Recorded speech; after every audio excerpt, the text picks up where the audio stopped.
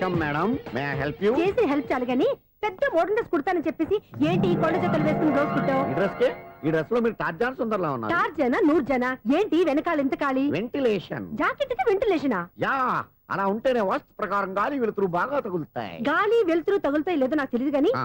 నేను ఇక్కడికి వచ్చే లోపు 2 ఆటోలు ఒక స్కూటర్ తగిలే. ఈ జాకెట్ లో ఉన్న మ్యాగ్నెటిక్ పవర్ అదే. మ్యాగ్నెట్ అని బొంద. ఓకే ఓకే, మీకు అంత ఇబ్బందిగా ఉంటే మోడల్ ఇప్పుడే మార్చేస్తా.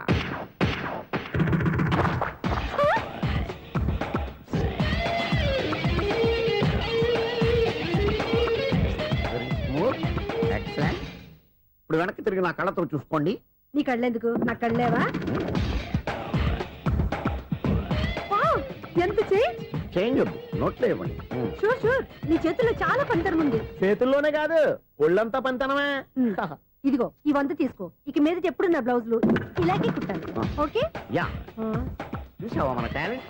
వచ్చిన ఆడవాళ్ళందరినీ ఇలా మూడేసి అలా పడగొట్టేస్తున్నావు. నీ సూదికి ఇంక తిరగలేదా? కరెంట్ బిల్ అండి. కట్టేసి. నేనెందుకు కడతానండి? నేను ఎలక్ట్రీషియన్ ని, బిల్ ఇవ్వడానికి వచ్చాను.